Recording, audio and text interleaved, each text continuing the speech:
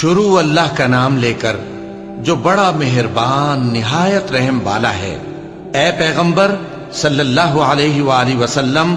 لوگوں سے کہہ دو کہ میرے پاس وحی آئی ہے کہ جنوں کی ایک جماعت نے اس کتاب کو سنا تو کہنے لگے کہ ہم نے ایک عجیب قرآن سنا جو بھلائی کا رستہ بتاتا ہے، سو ہم اس پر ایمان لے آئے، اور ہم اپنے پروردگار کے ساتھ کسی کو شریک نہیں بنائیں گے، اور یہ کہ ہمارے پروردگار کی شان بہت بلند ہے،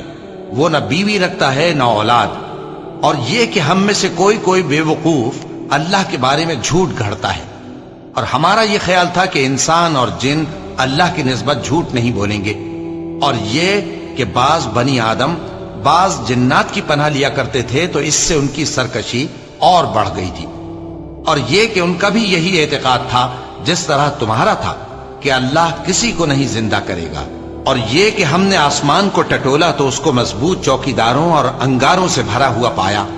اور یہ کہ پہلے ہم وہاں بہت سے مقامات پر فرشتوں کی باتیں سننے کے لیے بیٹھا کرتے تھے، اب کوئی سننا چاہے تو اپنے لیے انگارہ تیار پاتا ہے، اور یہ کہ ہمیں معلوم نہیں کہ اس سے اہل زمین کے ساتھ برائی مقصود ہے یا ان کے پروردگار نے ان کی بھلائی کا ارادہ فرمایا ہے، اور یہ کہ ہم میں بعض نیک ہیں اور بعض دوسری طرح کے، ہمارے کئی طرح کے مذہب ہیں، اور یہ کہ ہم نے سمجھ لیا ہے کہ ہم زمین میں خواہ کہیں ہوں اللہ کو ہرا نہیں سکتے اور نہ بھاگ کر اس کو تھکا سکتے ہیں، اور جب ہم نے ہدایت کی کتاب سنی اس پر ایمان لے آئے، سو جو شخص اپنے پروردگار پر ایمان لاتا ہے تو اس کو نہ نقصان کا خوف ہے نہ کسی طرح کے ظلم کا، اور یہ کہ ہم میں بعض فرما بردار ہیں اور بعض نافرمان ہیں، تو جو فرما بردار ہوئے وہ سیدھے رستے پر چلے، اور جو نافرمان ہوئے وہ دوزخ کا ایندھن بنے۔ اور اے پیغمبر صلی اللہ علیہ وآلہ وسلم، یہ بھی ان سے کہہ دو کہ اگر یہ لوگ سیدھے رستے پر رہتے تو ہم ان کے پینے کو بہت سا پانی دیتے تاکہ اس سے ان کی آزمائش کریں، اور جو شخص اپنے پروردگار کی یاد سے منہ پھیرے گا وہ اس کو سخت عذاب میں داخل کرے گا، اور یہ کہ مسجدیں خاص اللہ کی ہیں تو اللہ کے ساتھ کسی اور کی عبادت نہ کرو، اور جب اللہ کے بندے یعنی یہ پیغمبر صلی اللہ علیہ وآلہ وسلم اس کی عبادت کو کھڑے ہوئے تو کافر ان کے گرد ہجوم کر لینے کو تھے۔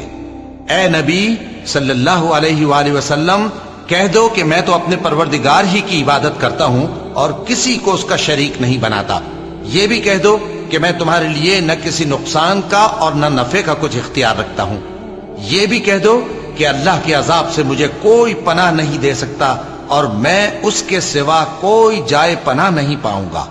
ہاں اللہ کی طرف سے احکام کا اور اس کے پیغاموں کا پہنچا دینا ہی میرے ذمہ ہے،